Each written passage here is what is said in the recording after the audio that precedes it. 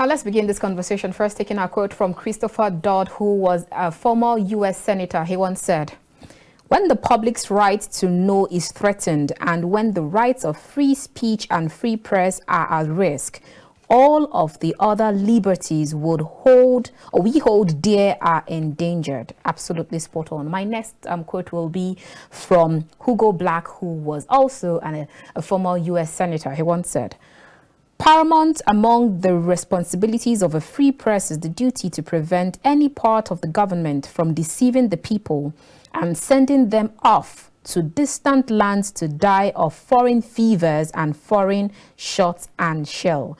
My next one will be from the 40th U.S. President, Ronald Reagan, who once said, "The objective I propose is quite simple to state: to foster the infrastructure of democracy, the system of a free press, unions, political parties, universities, which allows a people to choose their own way, to develop their own culture, to reconcile their own differences through peaceful means."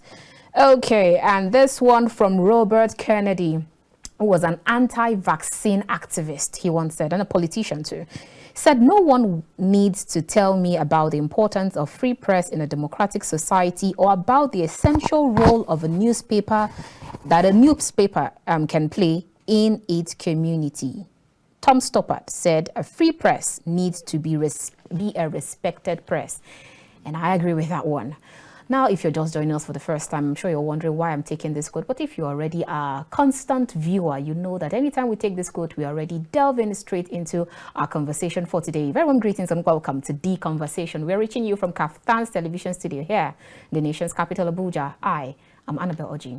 Now, let's see what this quote or how this quote relates to what we'll be discussing today. World Press Freedom Day is what we'll be discussing today. How far has it been? How far so far? Especially when you come down to Nigeria, are we really a free press?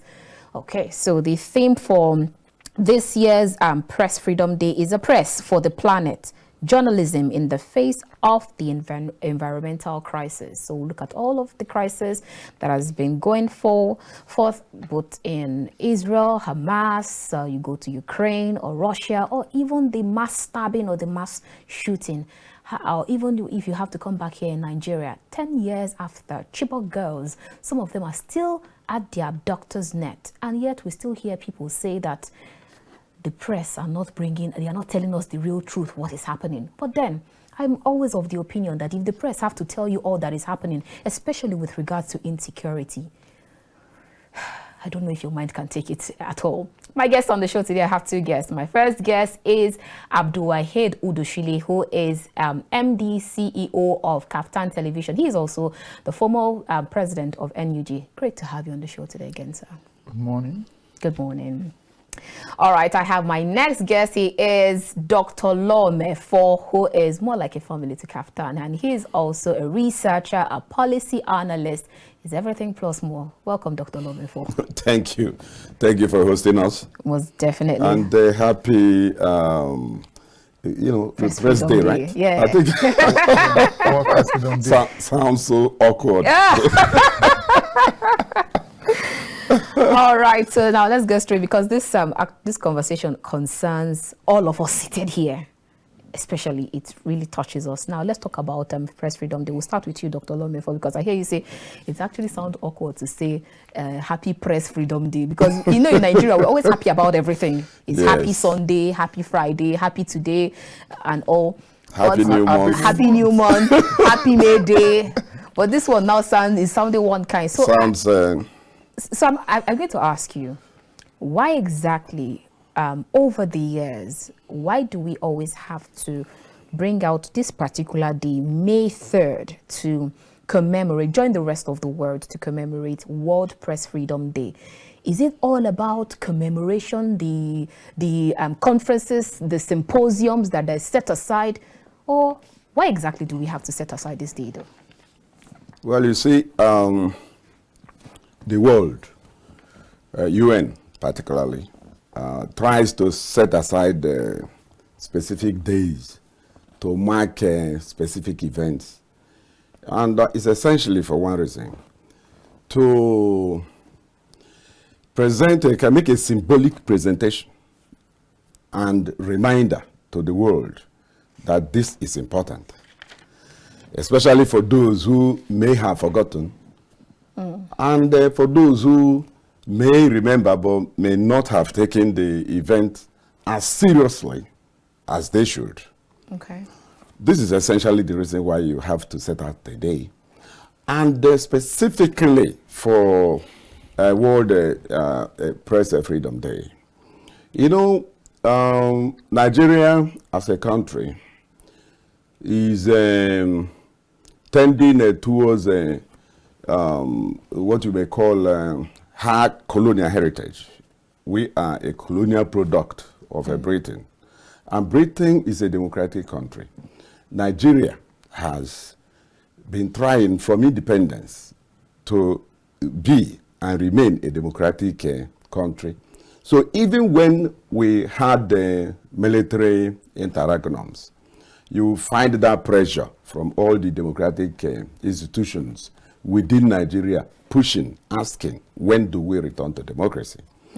And in this push to retain Nigeria as a democratic entity, the media is the foundation of it. Okay. Not even the opposition political parties, because in Nigeria, opposition political parties, especially of late, have been very, very weak, and the institutions are not quite strong. The veritable institution, the vehicle that will drive democracy and has been driving democracy is the media. If you look at all the struggle for the return to democracy under military regimes, you will see it is all about the media. Then you even go back in time where it all began. The fight against colonialism, was waged by the nationalists and the journalists. Essentially, these two.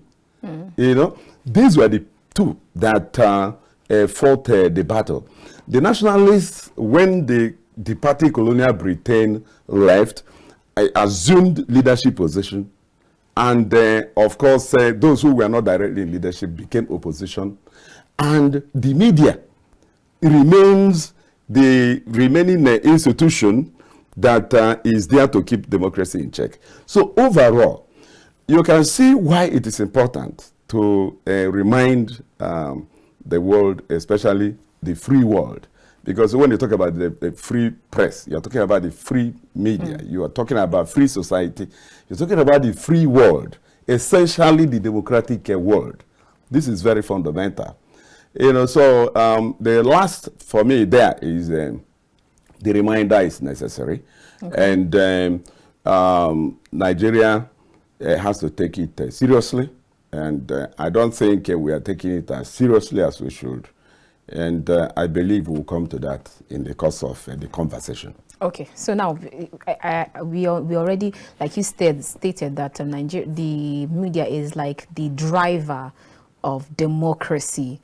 Then we are referred to as the fourth estate of the realm. But sometimes I like to think that, or I like to ask, is it more of lip service? Are we actually filling that position?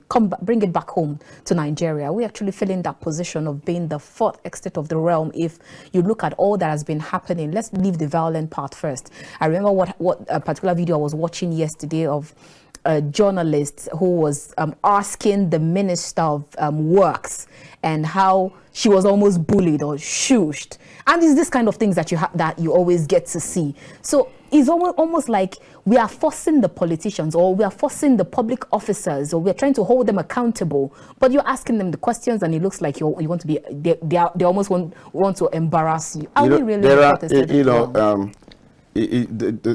I chip in? Before Go I ahead. Okay. Yes. Then so I can yield the floor completely.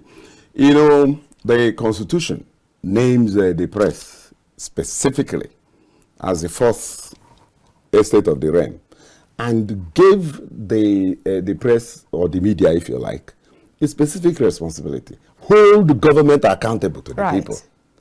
This is an express constitutional provision. For me, the media may be the only profession that is given a direct responsibility by the Nigerian Constitution.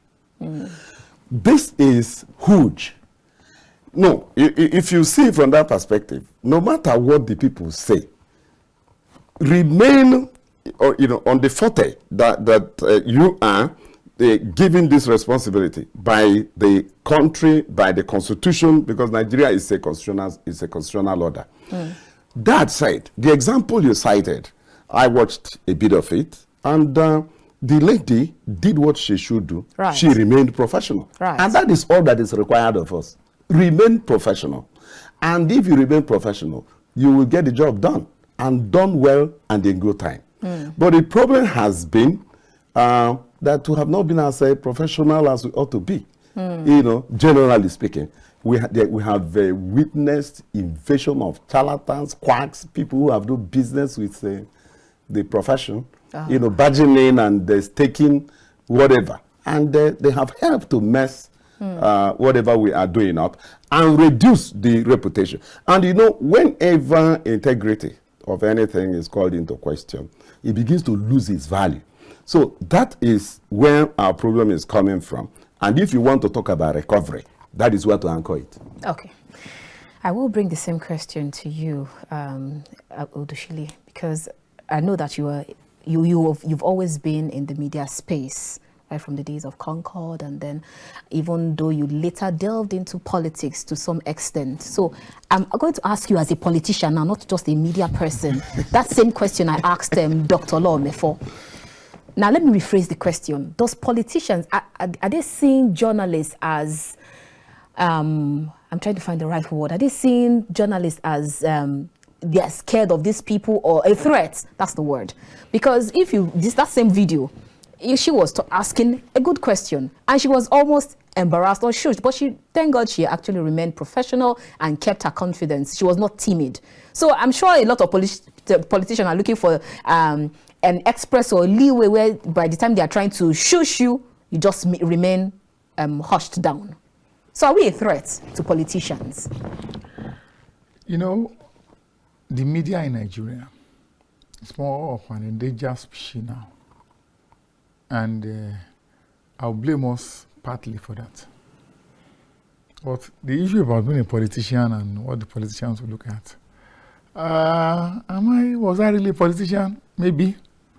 But you see, the politicians are just doing what they should do, what an ordinary person want to do.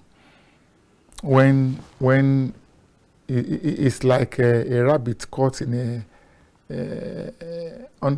coming under a light, torchlight or something, where you are just exposed all of a sudden, you don't know where to run to. Politicians will always want to find a way of dodging some of the questions or protecting themselves. It's natural. It's natural. But first, are they actually aware that we, like Dr. Law Mefor said, we have that constitutional responsibility to hold them accountable? It's not justiciable. That's one problem we have in this country.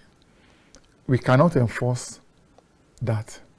If it's enforceable, then we can say, you must answer this question. You must provide this information. Even under the Freedom of Information Act that has been signed into law, you see how people dodging, answering some questions. You see government officials hiding under the now abrogated Official Secret Act. The British, as a way of gagging us under their colonial system, introduced the Official Secret Act, which successive government in Nigeria has always maintained and retained until there was a fight against such laws. And we were told that with the Freedom of Information Act now, there's something called Official Secret Act, under which government can hide and refuse to provide information. But let us even leave that, because just like he said, the integrity of Nigerian media has been called to question several times. And that one is a big problem. When the only thing we have as journalists is our integrity. And once you lose that integrity, it becomes a problem. There was a time in the past in Nigeria that people can vouch, can even swear with the name of media houses that, oh, I read it on social media, newspaper, I heard it on social radio or television. That was the day when people believed 100% what the Nigerian media people brings to them. Do they still believe in us now? I don't know. I do not know. And once that belief is being eroded or is eroded, then people, charlatans, like you said, will now come in. Sorry to butt in there. So at what point did we open our doors to these charlatans? Is it from the media, the CEOs? You know, there's this problem we've been having ever since, which I've been talking about. Regulation. There's no freedom without its own responsibility. If you say freedom of the press, it's not a la carte. It's not a la carte anywhere in the world. First, every freedom, you have to fight for it. Nobody will hand it over to you. It's like power. Power is not handed over to anybody. You have to go for it, fight for it, then you get it. This freedom we're talking about, you know, he spoke briefly about the history of Nigerian press. When we started from the area of adversarial journalism, seeing the authority as an enemy. And that's the history of Nigerian press. Whereas in places like Kenya, Zimbabwe, and even South Africa, that they fought for their independence physically, even they went under, they took up arms. Nigeria's independence was fought on the pages of newspaper. Nobody threw any grenade or shot any gun. The nationalists fought the British using the Nigerian press. And that marked the beginning of adversarial journalism in Nigeria. The press, from beginning, has always seen itself as being on the other side of government in Nigeria. That itself is a big problem for us. It's a very big problem. People are now trying to say, no, you don't have to be an enemy to government to even work. And that is the same mentality the politicians have about the media. After all, you are enemy. You don't like us. It shouldn't be like that. Even the press said we need to sit down and say, this is Nigeria. In Nigeria, in the media today, we talk about the government as if they are not part of the same society.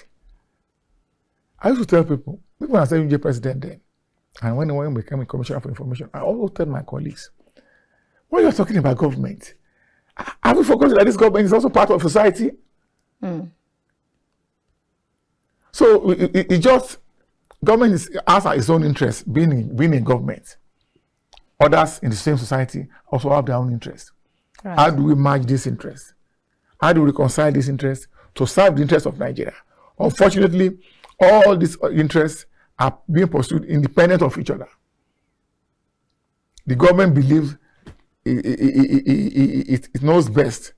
It has the best interest of Nigerians at heart. Civil society organizations, including the media, believe, no, we are the custodian of the best interest of Nigeria. So now that's why you see us, even when government policies come up, the media, of course, the media, one of our responsibility is to also be skeptical of everything we get. In fact, as a good journalist, you must doubt what you get, the information you get first. When you doubt what the information you get, then you now go out to go and verify whether it is true or not. But if you don't doubt it and you accept it the way it came to you, then you might just be somebody might just be deceiving you. Somebody might just be using you. So as a responsibility, we need to doubt it first, whether this thing is true or can be true or not. Okay. Then you go out and find out. But I'm really doing that because I would say most of the problems we have in Nigeria today, in the Nigerian press, self-inflicted. we refuse to regulate ourselves. That's why somebody, because he can speak good English, speak good Queen's English, or can write essays, will just wake up one day and say, I'm not a journalist. Okay, so I'll go back to that question. Two questions I'd like you to unbundle in one breath before I go back to Dr. Law and Mefor. That same question I asked you, at what point did it get so bad? Did we open our doors to these charlatans? Because I remember the doctor, when they were having that protest and strike, I remember talking to the enemy president, and then he said, I pray we don't one day open our doors to meat butchers in the name of surgeons because the doctors are leaving. So now bring it back to the media. At what is it from the CEOs of the respective media houses? That's one. And then secondly, I hear I would quote you. You said the democracy of Nigeria was fought on the pages of Independence of Nigeria. Independence, I beg your pardon, was fought on the pages of the newspaper. So some people will say, gone are the days of newspapers. In fact, very soon we are throwing TV or digital away and we're going social media. Have we actually thrown away the newspaper? Or are we ever going to throw away the newspapers? It's not possible. We can't do that. It's not possible. It won't happen. You see, when the radio came, people said newspaper would die. We survived. When I'm using we, because I'm a newspaper person, primarily, it survived. When television came, television is going to wipe out everything. Yet, the print media survived. Social media can never take away the place of, or can never take the place of the print media. Why? You know, people like to read their information when they are a bit relaxed. Newspaper is in permanent form. You can pick up newspaper of last year and read it today. You can decide to take it away with you anywhere you go to and read there. But this social media thing, the risk of, memory full, the data deleted, that can never happen to a newspaper. All right. So newspaper is permanent, and people can take it with them and read it anytime, anywhere. Okay, let me give you an example now. You go to the roadside Free Readers Association. Not even that, granite seller. Okay. Decide to give you or serve the granite to you in an old newspaper. You now open it, you see, maybe something that was published in 1960, and you have never heard of it before. And whatever news is what has never been heard before. Others must have heard it, or you haven't heard it. So it's news to you. To you. So now, could that granite be served on the phone to you, and you get that information? So that's just to tell you that newspaper is permanent. You always get information anytime you have access to the paper. That one can never be taken away by any form of so that's just talking about where did this problem, how did it get to where we are in the media today? I won't say the CEO. You know, the tragedy of the media also is that we have very few media owners who are actually journalists. Most of them are just businessmen. Or politicians. Or politicians. No, I'll not even go to as politicians. They are just businessmen who wants to who sees the media as another business. They don't understand the business of the media. They just believe. In fact, I used to call them traders because I had a running battle with them when I was MJ president. I used to call them traders. You know the mentality of a trader? Invest $1 today, gain $2 tomorrow, or even immediately. But the media is not like that. It has its own gestation period when you invest. You must put in the necessary resources before you can begin to recoup your investment. All right. But we find out that these people will just bring half of what is required. And now wants return immediately. And in the process, they begin to cut corners. Instead of, like I said, because my cousin or niece or whatever went to school, she or she read English, and he has no job, cannot say, hey, Shebi, you said you are a graduate. Can I speak English? Come and become editor. That's what has been happening. You studied mass communication. Yeah. Well, so, because the entry is not regulated. All right. There was a time the NUJ proposed a bill. It actually sent a bill through a member of the Senate. I can't remember which of the Senate now. We call it Journalism Enhancement Bill. That was when Senator Smart at GMA was NUJ president. And part of the things that we put there was that to be appointed as an editor, you must have spent at least 10 years in the newsroom. Oh. That was the recommendation. All right. You know what? Media owners, most of them are not journalists, like I told you earlier, went behind us, contacted the senators. Don't allow this bill to see the light of the day. While we were pushing for the passage of that bill, they were sabotaging us from the rear. At the end of the day, that didn't pass through. So if that law had been there now, we will not have what we have today as Nigerian press, the way it is being practiced. This was not the press handed over to us by Alhaji Jose and Co. All right. So unless and until we begin to sit back and look at how do we regulate it. Regulation is not control. It's different from control. When you are regulating, all of us sit down and agree on this. This is a red line we must not cross. All right, Odusile.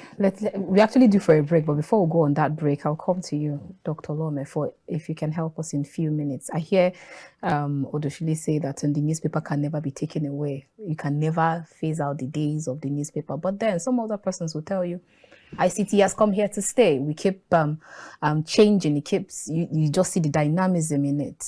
We're also looking at a stage where we go paperless. No more papers, even for your programs, your memos, you now go strictly ICT. So do you agree that there would come a day when you would not see one single newspaper, or when people, government institutions, organizations will no longer be interested in that paper you bring every morning to them? Well, I'll answer your question in two ways. One is newspaper or newspapering will always be there. The form may change slightly. Okay. For example, all the mainstream newspapers today, you still have them online. It means you can read them online. Right. So if your question is whether all the newspapers, particularly the mainstream, would get to the point where they wouldn't have to print hard copies anymore. Yes, hard copies. I don't think we'll get to that, and it's not also necessary.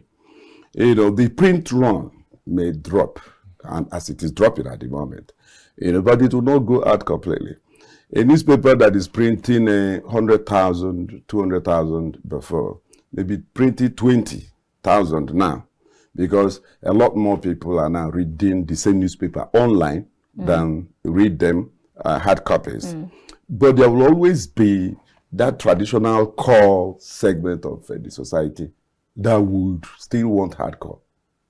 Hard copies. You see, in journalism and communication, you have one particular form of a selectivity that will never go away. Preference, that what you call a selective exposure. Right. What you want to expose yourself to. Right. There are people who are very traditional in the way they look at issues.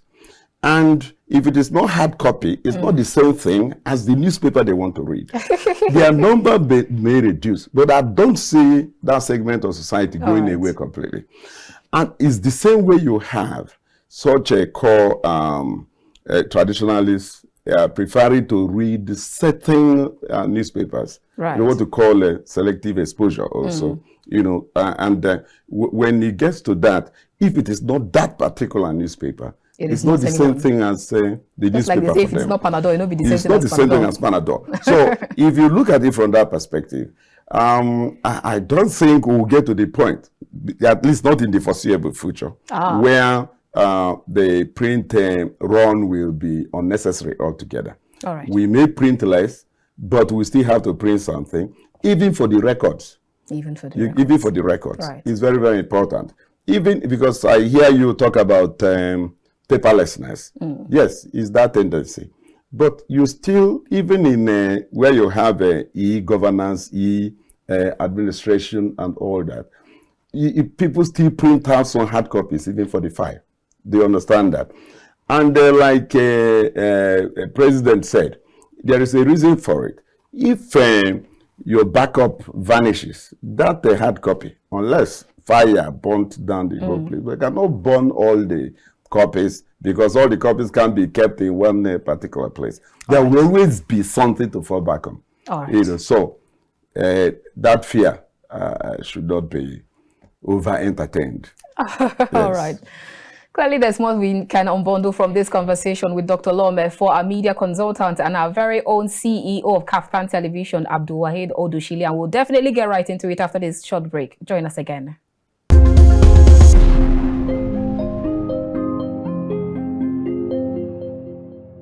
If you just joined us, this is The Conversation, and you've actually missed out on the first part of the show, but then you can still join in as we still have our guest. He is, we have two guests. First is Dr. Mefor, who is a media consultant and a researcher, and we also have Abdulwaheed Odusile, who is MD and CEO of KAFTAN TV KAFTAN Media rather, and he's also been the former NUJ president. All right, before we went on that break, we've actually talked about quite a number of things. I'm going to come back to you, Dr. Mefor. I was going to ask two questions again, and I'd like to unbundle them in one breath because I know you can help us in the next 3 minutes. Now, the first is I hear Mr. Odusile talk about the fact that the government sees the media people or the newsman as an enemy, and it's vice versa. So there should be a point where we should remember that there's the investigative journalism and then there's the developmental journalism. If the government is not doing well, we'll put them on their toes. We ask them the questions. But if they happen to be doing well, we also sing their praises. But then at some point, if you start singing their praises, okay, let's say, for instance, the Minister of Interior, okay, I see you, sir, Honorable Minister, you're doing well, keep on moving. It now looks like you are now, okay, it's like you're now his puppet or something. So we need to draw that line where, when it comes from investigative journalism and developmental journalism, that's one on the side. And then secondly, I would go to insecurity, because I know that you have also, that's also your forte. Talking about insecurity, let's come straight to Chibok girls, 10 years after. If you remember when that incident happened, you have a particular newspaper, I'm not going to mention their name. Every day you see them put 215 days, Chibok girls are not back, the Dapchi girls are still missing, the Yauri school girls, children are still missing. But at some point, it stopped. So some other persons will say, I think the media, they just decided to move on. That's the reason why we don't hear what the development or the updates on the Chibok girls. So really, how far did the media, if we have to judge ourselves, how far did we do, or how far are we doing when it comes to reporting either security matter, whether in Nigeria or in Russia, Ukraine, or in Israel, Hamas, or even the mass stabbing and mass shooting you find around? Yeah, two key questions there. I'll do my best to unbundle them, like you said. First, I belong to the orthodox school of thought that believes that the media will have to hold the feet of the government to the fire. Right. By that I mean, you don't have to be too friendly, too close with them, But that doesn't mean that everything government does is wrong or bad. No, we should acknowledge where they got it right. But more importantly, is our duty to focus essentially on what government is not doing well. You know, the three fundamental functions of the media: to inform, you educate, and entertain. You know, that number one function, information, to bring it to the people, to their knowledge that this is what is going on, is the type that can never be done well if you are, as a professional, too close and too friendly with the government.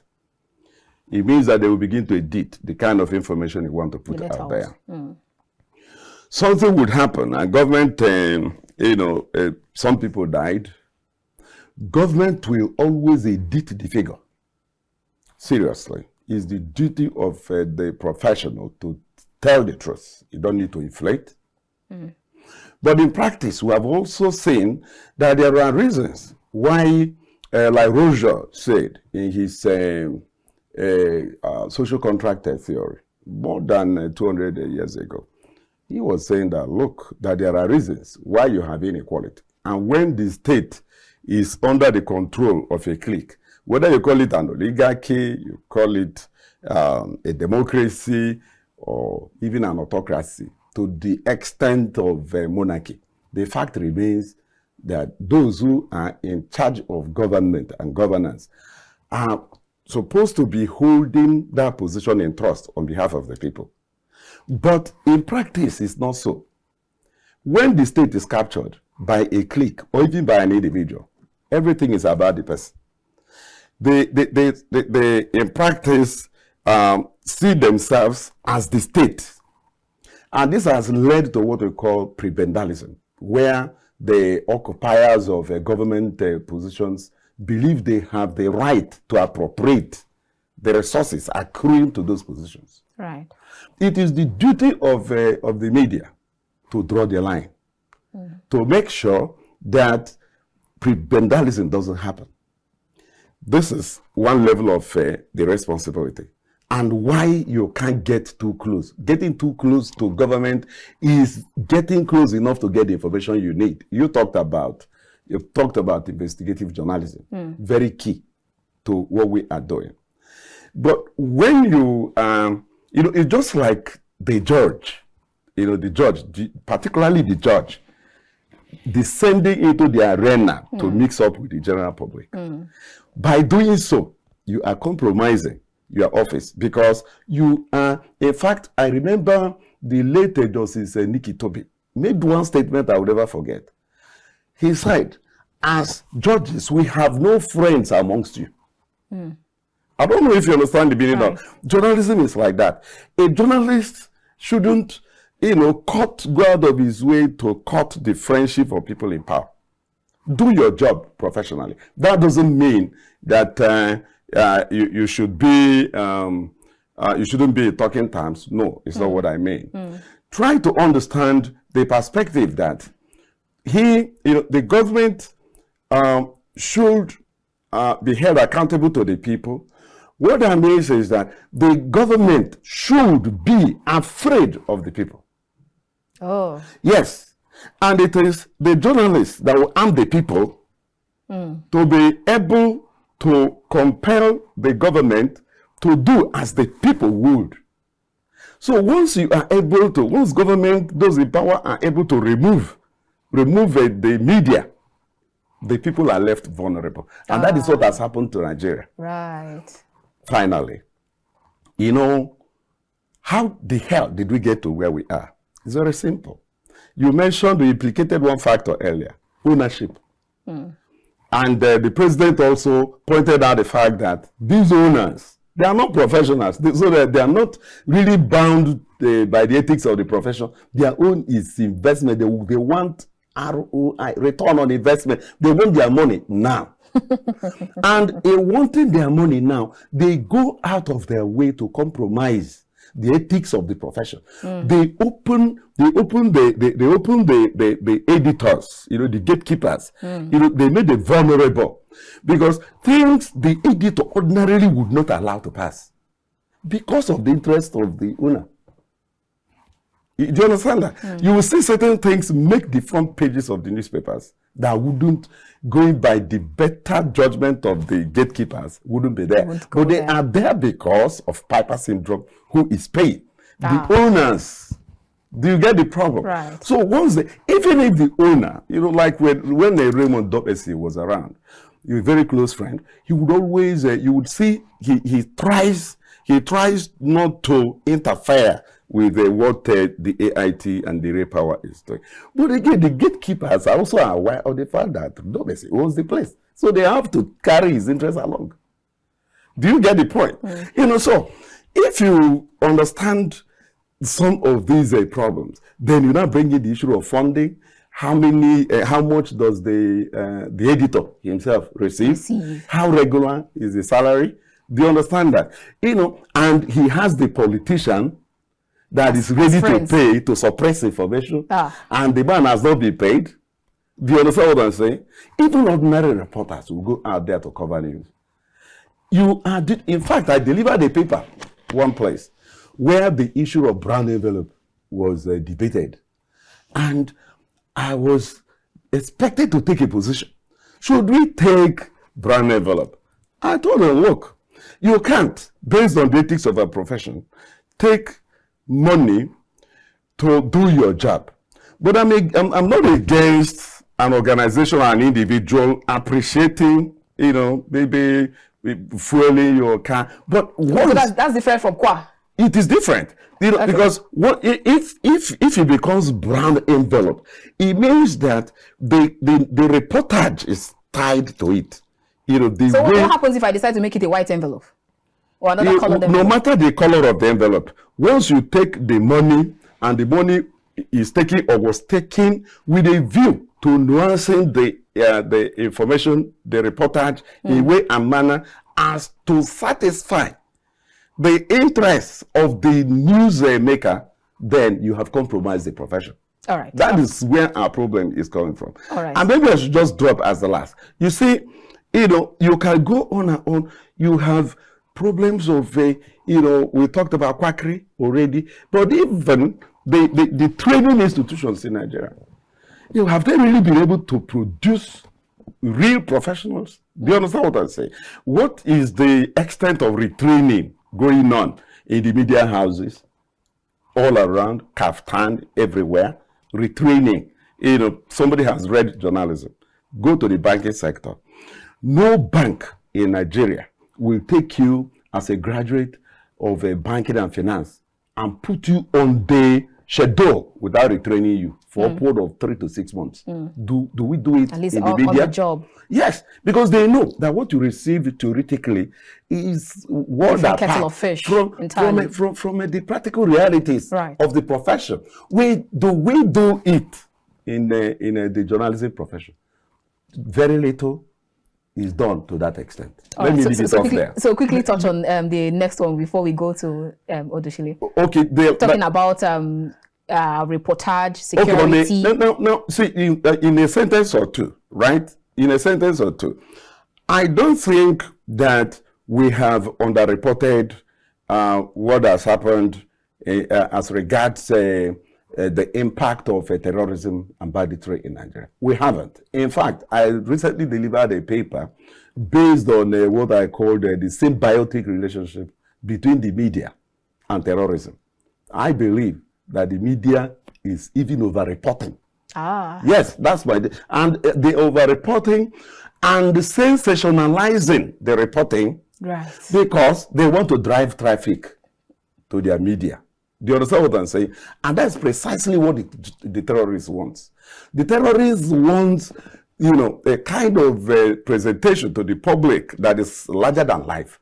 So that the way you now report terrorism becomes the problem when you over-sensationalize to the point that death becomes massacre. You don't get anything. There was yet another massacre. Rather than mention the number, you will say, scores killed. Do you understand what scores? The way you present the news, maybe what your concern should be, and not that we have not reported terrorism enough. And particularly when it comes to Chibok girls, even AIT particularly, still runs not only the Chibok girls, all the incidences of our children in captivity, particularly all the kidnappings that have taken place in schools, a number of them, particularly AIT, is still running, and I want KAFTAN to also do the same. Right. Okay, so you're going to say something? Yeah, let me just take it up from where you just left. I was talking about training and retraining. It's only in the media that when you are employed today, they dump you in the newsroom, and that's all. Nobody bothers about your development any longer. They believe you should go and it's not just go and covering the event and do this and do that. See, journalism is also dynamic. There are things you need to learn. And the truth is also that most of the things we are taught in school is not what we find when we get to the newsroom. It's not what you find when you get to the streets. So there's need for this training and retraining. And you see, I said earlier that most of the problems we're having are self-inflicted. Now, I spoke about regulation. Part of the regulation which we fought for, which we are thinking of doing in the industry, which some people fought against, was the kind of entry into the profession, the qualification. Now, in Nigeria today, you cannot be a lawyer, you can't be a barrister or whatever, go to court, unless you attend, even if you have PhD in law, you must still go to law school before you can practice as a lawyer and appear in court. In Nigeria, just like everywhere else in the world, even if you spend, let's say, 30, 40 years as a matron in a hospital, you will never be promoted to become a doctor unless you go to medical training. But in Nigerian journalism, you can be PhD in whatever. Tomorrow, because your uncle is the owner, come and be the editor, and that is it. Now, one of the things we wanted to do with IIJ when I was MJ president was to turn IIJ into finishing school. Irrespective of your qualification, come to IIJ for either 9 months, 6 months, 1 year, 2 years, training, either for a certificate or a diploma. Entry qualification to journalism by NUJ is a diploma.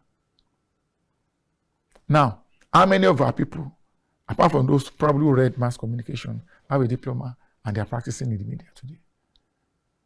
There are certain things that even if you are a professor of mass communication, there are certain things when you go to that finishing school. A professor of law, if you have never been to Nigerian law school, you can't wear your wig and say you want to appear before any court in Nigeria. There are certain things, you see, it's only at the law school that they teach you how to become a lawyer. Not teaching you about reading law. They teach you how to become a lawyer. Right. The same thing we are saying in the profession.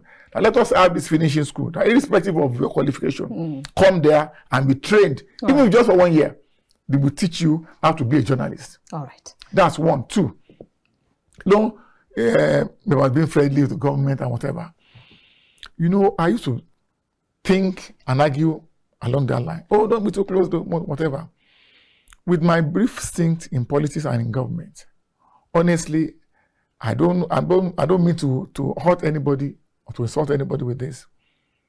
Most of us in the media know next to nothing about governance. We just pick our pen and paper and begin to write things based on what we think. It's not what is happening in government. Most people don't even know what is happening in government. Yet, they are the best columnists in Nigeria today. They are the people that know everything about government. And they write so many things. Unfortunately, we are misleading Nigerians. We are misleading the public. Now, talking about, right? I always ask this question: of what benefit is the truth that will lead to chaos, that will cause trouble in society? Of what benefit is that truth? I often give this example when because it's related to the issue of the reportage of terrorism and whatever like. And thank God he said it. I used to have an editor. He told me then that because of the size of an organization like NNPC, he was using NNPC as an example then. Maybe in today's economy, he will say 50 million naira in a place like NNPC will be regarded as a theft if somebody steals 50 million naira. But if somebody steals 50 million naira in an SME, that's big fraud. Fraud. It's fraud. So now what I'm saying is that in reportage, we should be very careful with our choice of words. All right. We know, like I said, 2-3 people killed. We say it's a massacre.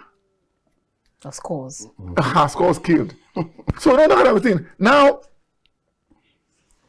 let us assume that something happened to some ethnic groups from the southern Nigeria, in the north. Maybe they were killed. 20, I don't want to mention any ethnic group now, killed in Kano, or killed in Sokoto, or killed in whatever. They are killed and kin somewhere in the south. Now in your reporting, you say this ethnic group massacred or killed hundreds of social people killed in somewhere in the north.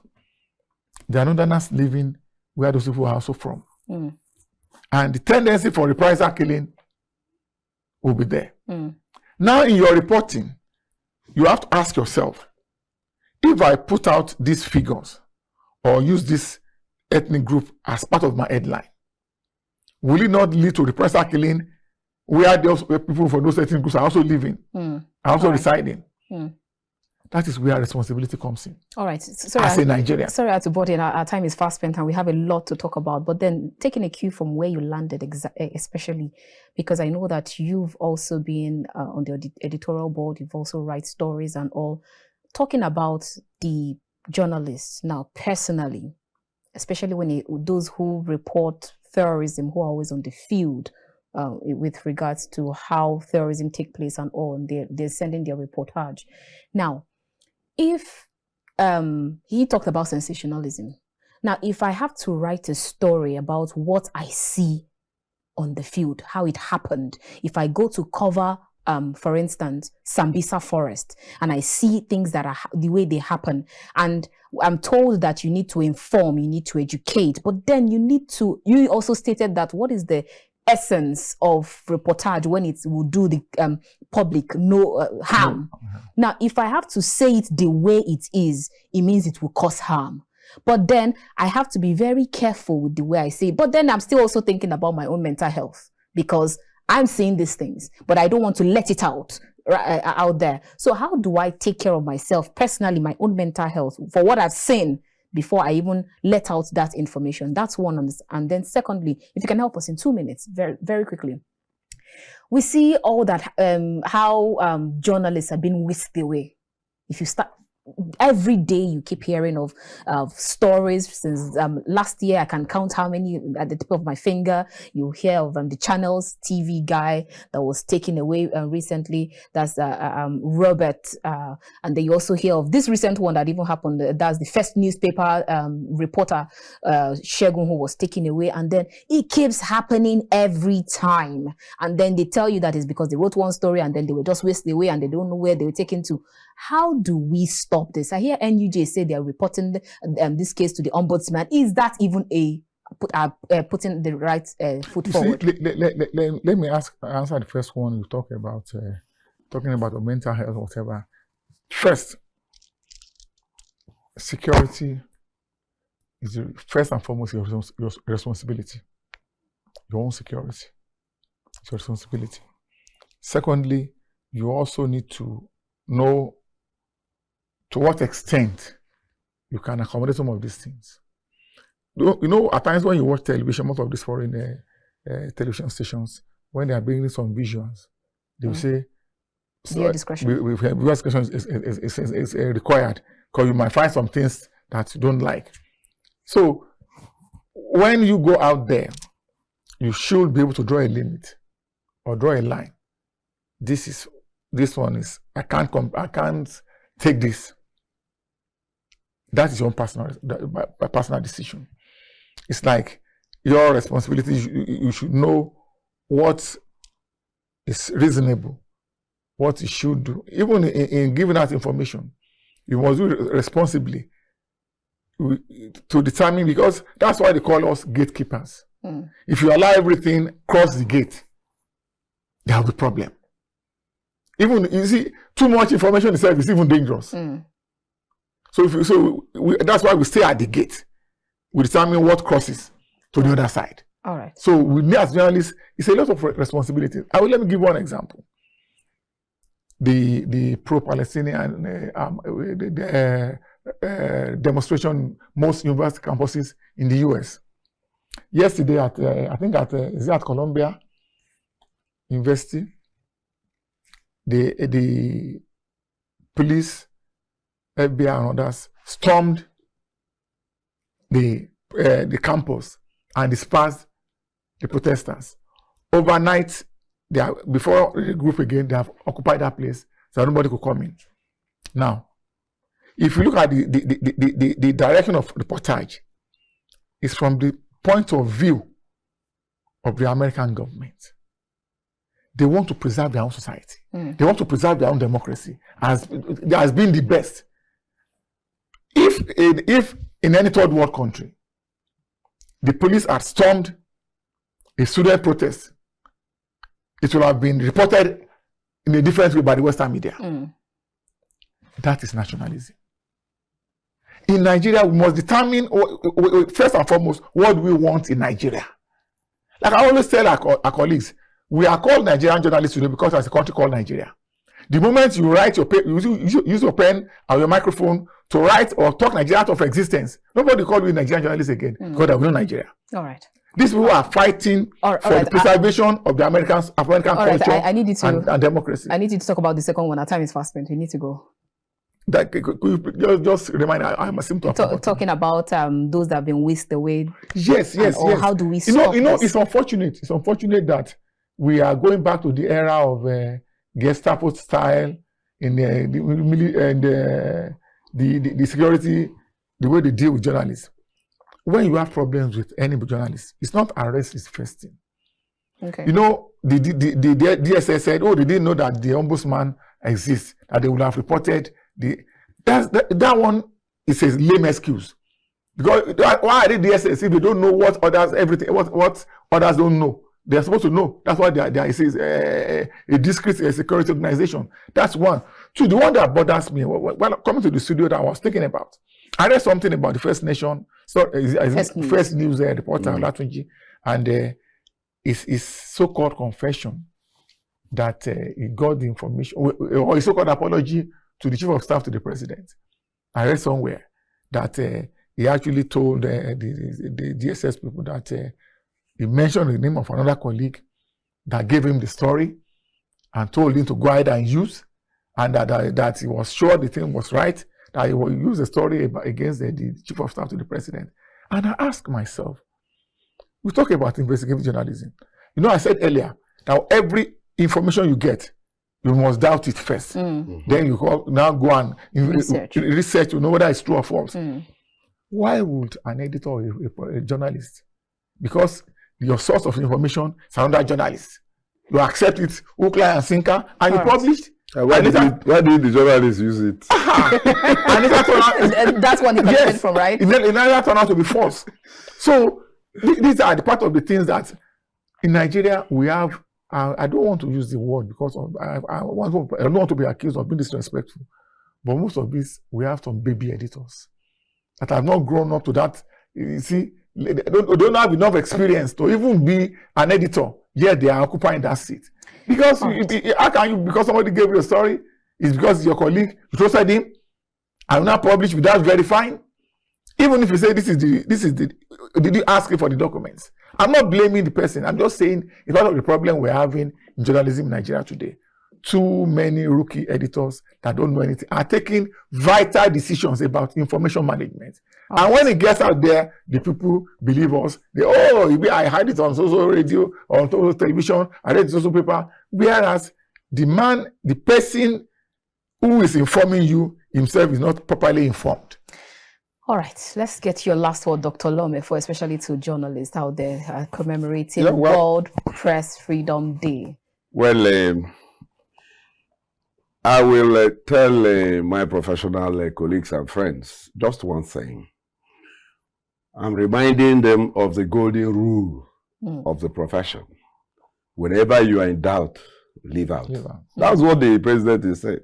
My friend, get the other side of the story. Confirm it. And if that first news editor tried to reach the chief of staff, say, look, what is your view about this? He wouldn't have fallen into this problem. And like you always hear, no comment is also yes, but you have given him the opportunity to state his own side. And you also, in your reportage, say that you made effort and you hit the brick wall. People will understand that you tried. You don't just put something out there as a scoop. Let them also be aware that every profession has a hazard. Right. Our occupational hazard is so serious that even disappearing can be part of it. Because you are dealing with very powerful opponents. There are desperate politicians. When you hear that corruption is fighting back, what do you understand by that? Is the corrupt government officials using the money they have gotten through the same process to cover their tracks. And covering their tracks may include hushing you. Is either they bribe you or they find other ways of keeping you out of. So that is it. So let us, practice with two things in mind: national security, right? Integrity. National security, integrity of you, the profession, what you put out there. Is it fair, even to you and to the people you are reporting against?